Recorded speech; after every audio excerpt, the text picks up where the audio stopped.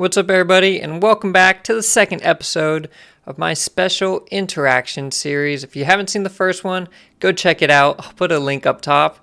But it had great feedback. A lot of people comments that they wanted to see more, especially some specific examples that they learned the hard way. So I'm here to give it to you, okay?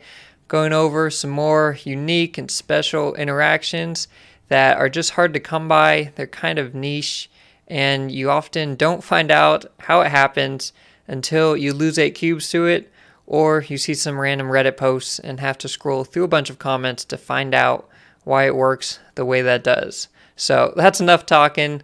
Let's get into these interactions. Alright, so for the first interaction of today's video, we are looking at Super Skrull. I'm calling this number 5 just because last video I covered interactions numbers 1 through 4, and I think I'm going to keep it as an ongoing list. Maybe I'll combine them all one day. We'll see what the future has in store.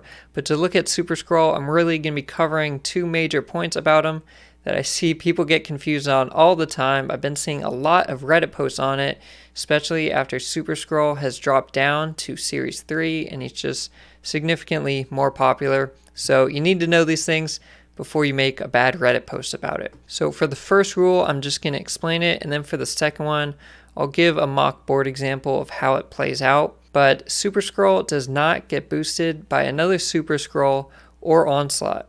Okay, so if your opponent has a Super Skrull and or Onslaught on their side of the board, and you have your own Super Skrull, he's not getting boosted by either of those cards. And that's because of his ability that his ongoing, it isn't ongoing, okay, it's not in on reveal like Absorbing Man or Mystique where he's actually copying and, stealing or replacing his own text with the text of a different card. He's just temporarily using the ongoing effects of all enemy cards.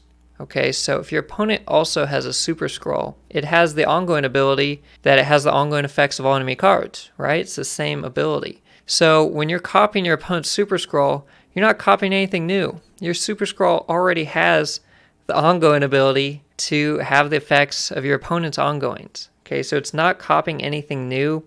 It's not going to create any kind of infinite loop where maybe you have a card like Captain America and he's given +1 to your other cards. Your opponent's Super Skrull is copying your Captain America, and then your Super Skrull is copying your own Captain America through your opponent's Super Skrull. Okay, that's not going to happen. Again, that would just create an infinite loop where they bounce back from each other. Okay, you're not going to get that bonus. Only your opponent would get the bonus from your Captain America because you would just be copying their Super Skrull's ability to copy, which you already have. Okay, it's nothing new. Now, another one, and this one is kind of tricky. Okay, this one, I'm not sure if it's working as intended. I'm not actually sure if Second Dinner will look to change this one day, but currently, Super Skrull does not benefit from your opponent's Onslaught.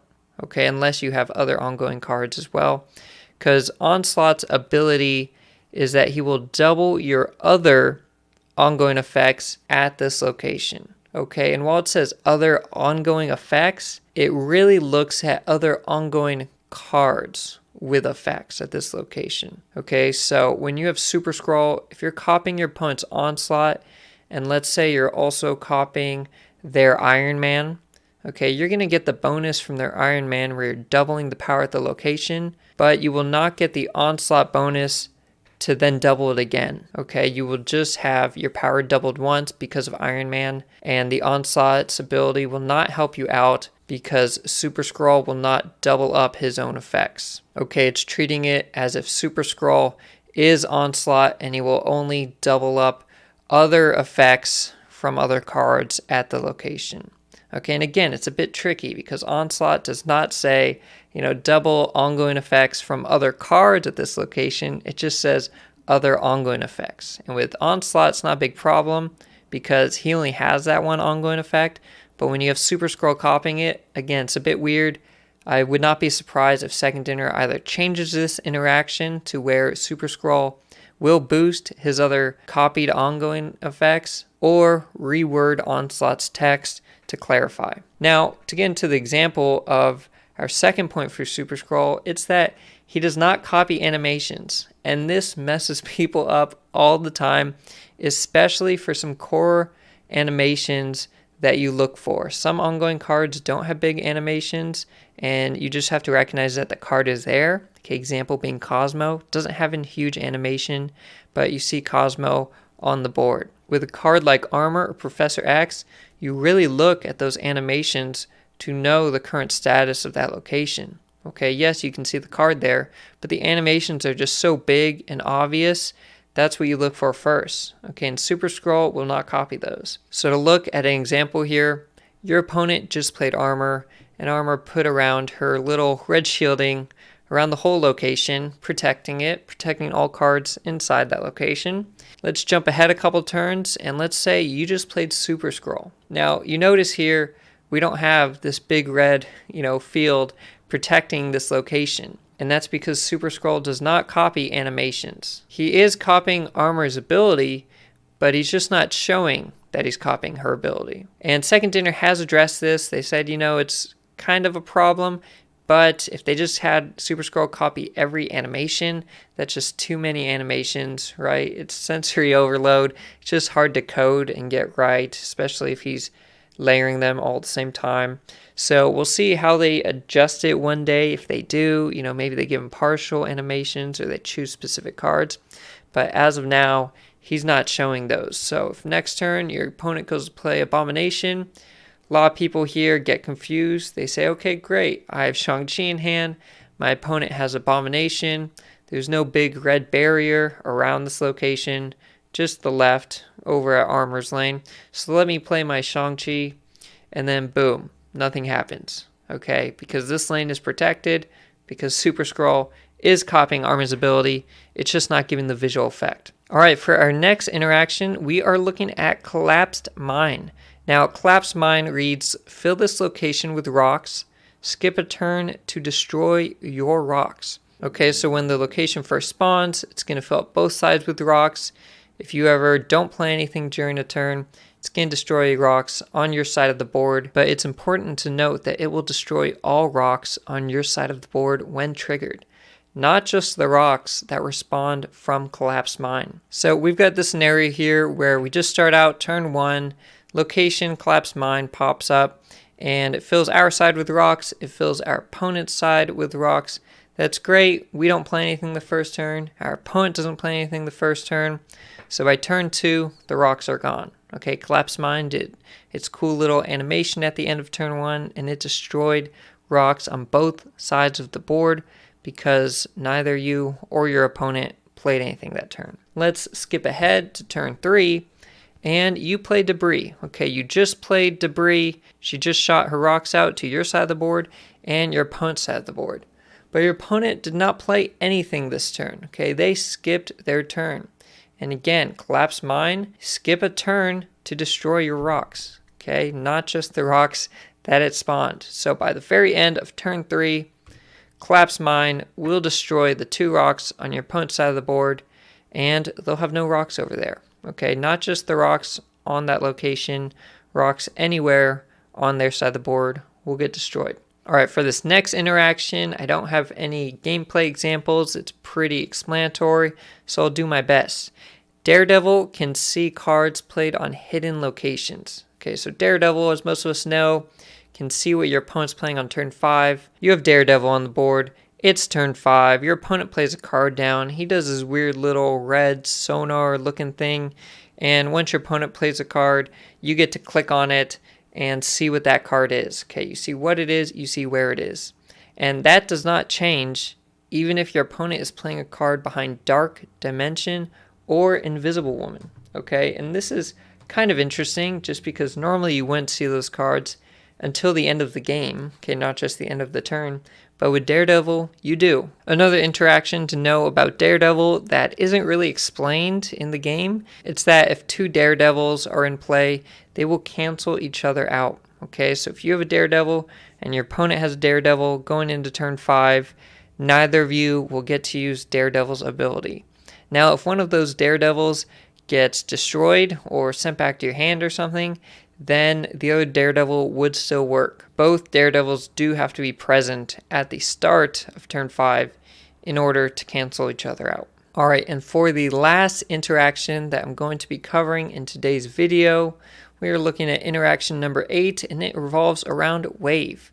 It's important to note that card effects that apply energy discounts will apply after Wave sets their cost to 4. Okay, so Wave will set their cost to 4, and then they will get their energy discounts.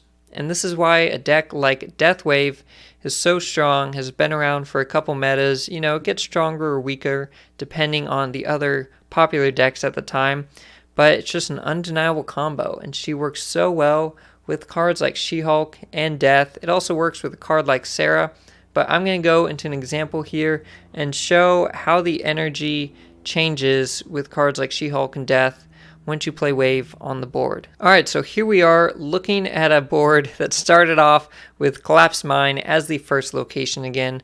To the right, I'm going to be covering how the cost of She-Hulk and Death will be changing in your hand throughout the stages of this game. Okay, so at the start of the first turn, Collapse Mine is popping up those rocks, and it is important to remember that those rocks are cards.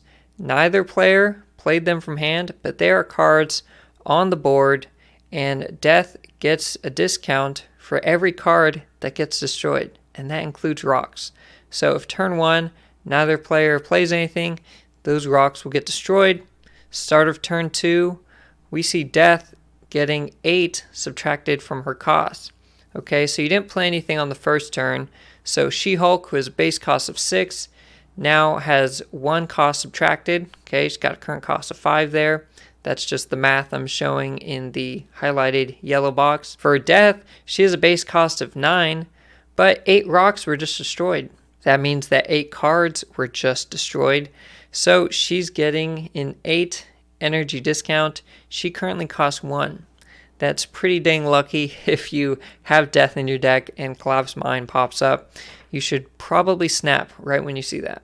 Alright, skipping forward a bit, we'll pretend on turn 4 you played a Tuma, and turn 5 you're playing Wave. Okay, now on turn 5, She-Hulk currently costs 6, right? Because last turn you had 4 energy, you played a Tuma who cost 4, you did not have any unspent energy that turn, and Death still costs 1 because she still has that 8 cost discount from the first turn. But turn 5, you slap down Wave, and she's going to set the cost of all cards in your hand to 4. So at the start of turn 6, we can now see the updated costs of She-Hulk and Death. And again, this is what makes a deck like Death Wave so good. The amount of power you can output on the last turn after playing Wave on turn 5 is absolutely bonkers. Okay, it's pretty crazy. You can see here that Wave is setting She-Hulk's cost to 4. Okay, essentially like setting her base cost to 4. Now last turn was turn 5. You had 5 energy. You played a 3 cost card in Wave.